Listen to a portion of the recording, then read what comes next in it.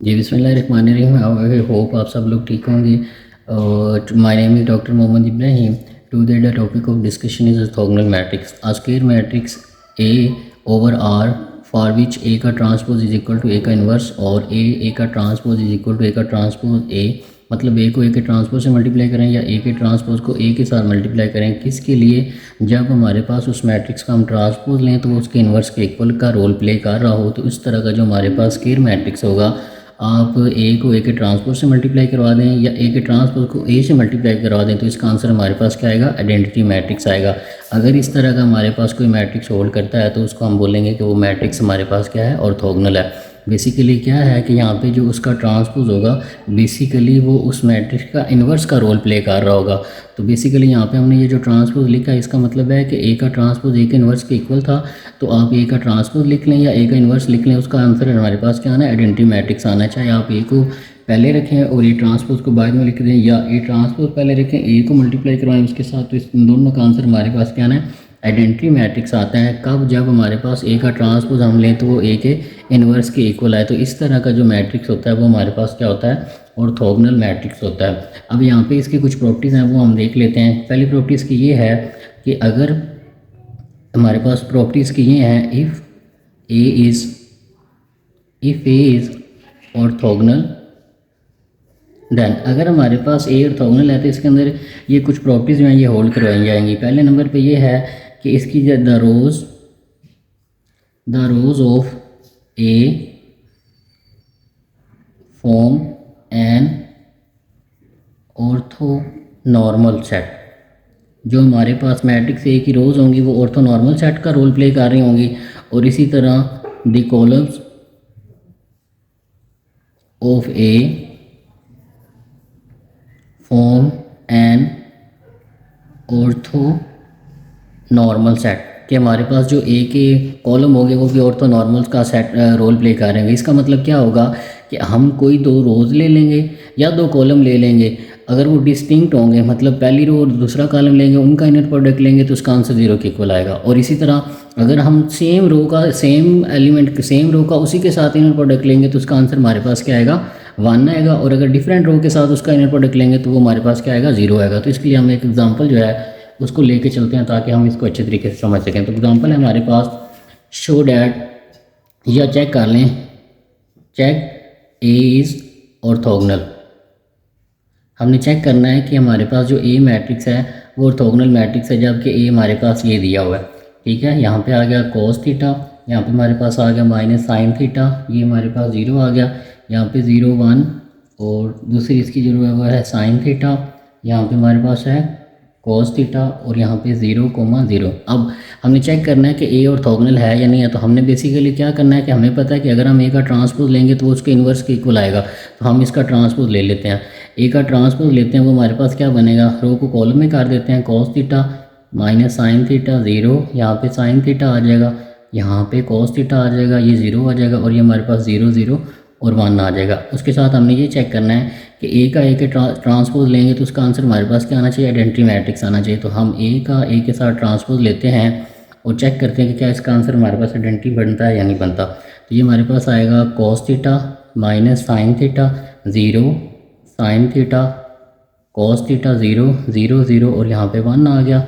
इसी तरह अब हमारे पास ए के ट्रांसपोज की वैल्यू लिख लेते हैं, cos थीटा साइन थीटा, ये 0 आ गया, यहाँ पे माइनस साइन थीटा आ गया, ये cos थीटा आ जाएगा, ये 0 0 और 1 हमारे पास आ गया। अब हमने इसकी सिंपल मल्टीप्लिकेशन करनी है, तो पहली रो को पहले कॉलम के साथ मल्टीप्लाई कराएंगे। तो ये cos थीटा क्या हमारे पास बन जाएगा?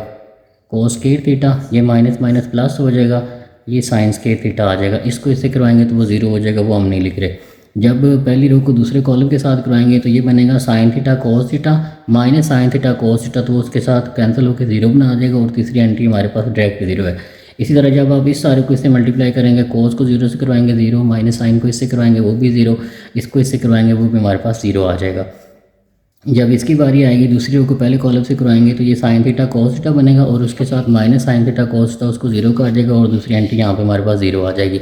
दूसरी रो को दूसरे कॉलम से करवाएंगे तो ये हमारे पास बनेगा sine square theta plus cos square theta. ठीक है, इसको इससे करवाएंगे तो साइन स्क्वायर थीटा और ये प्लस cos स्क्वायर थीटा आ जाएगा, और ये इसको जब इससे करवाएंगे तो ये 0 0 हो जाएगा। इसी तरह जब इस सारे को इससे करवाएंगे तो यहाँ पे हमारे पास 0 एंट्री आ जाएगी, यहाँ पे भी हमारे पास 0 आ जाएगा।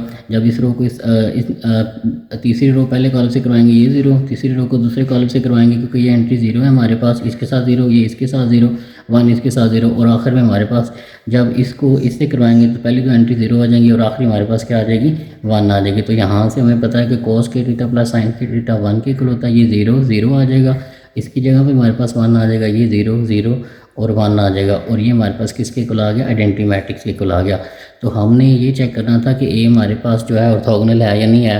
तो हमने ए को ए के ट्रांसपोज से मल्टीप्लाई किया तो उसका आंसर हमारे पास क्या आ गया, आइडेंटिटी मैट्रिक्स आ गया। तो इसका मतलब ये हुआ कि यहाँ पे हमारे पास जो ए का ट्रांसपोज है वो एज ए इनवर्स का रोल प्ले कर रहा है। तो इसका मतलब ये हुआ कि ए हमारे पास क्या है, सो ए इज़ ऑर्थोगोनल।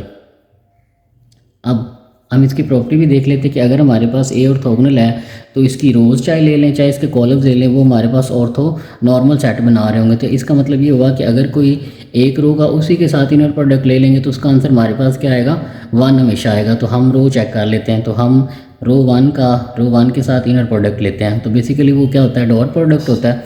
इसी के साथ डॉट ले लेंगे तो हमारे पास क्या बनेगा, cos थीटा से मल्टीप्लाई होकर cos स्क्वायर थीटा बन जाएगा, साइन से मल्टीप्लाई होकर माइनस का था तो प्लस का साइन स्क्वायर थीटा बना जाएगा, और ये 0 हो जाएगा, और ये किसकी इक्वल आ जाएगा, 1 के। इसी तरह अगर हम रो 1 का रो 2 के साथ इनर प्रोडक्ट लेते हैं तो वो हमारे पास 0 आएगा। कैसे, इसका इसके साथ इनर प्रोडक्ट लेंगे, ये आएगा cos थीटा साइन थीटा, आगे आएगा minus sine theta cos theta, तो वो ये भी 0, ये और ये जब आपस में ऐड होंगे तो 0 बन जाएगा, आखिरी एलिमेंट खुद ही 0 हो जाएगा। तो इन दोनों का जब हम डिस्टिंक्ट एलिमेंट ले रहे हैं, ठीक है, R1 का R2 के साथ डॉट ले रहे हैं, तो इनर प्रोडक्ट ले रहे हैं तो वो हमारे पास 0 आ रहा है। जब सेम के साथ ले रहे हैं तो वो हमारे पास 1 आ रहा है। इसी तरह आप कॉलम को भी चेक कर सकते हैं कि अगर ये हुआ कि इसकी जो रोज़ है हमारे पास वो क्या है, ऑर्थोनॉर्मल सेट है। और इसी तरह आप ये भी देख सकते हैं कि इसके कॉलम जो है वो भी ऑर्थोनॉर्मल सेट बनाते हैं हमारे पास। तो फॉर एग्जाम्पल हम ऑर्थोनॉर्मल के लिए C1 के साथ इनर प्रोडक्ट लेते हैं, C1 का इनर प्रोडक्ट लेना C1 के साथ, तो इसका मतलब ये हुआ कि इस वेक्टर का हमने इसी के साथ डॉट प्रोडक्ट लेना है, तो cos का cos स्क्वायर बन जाएगा,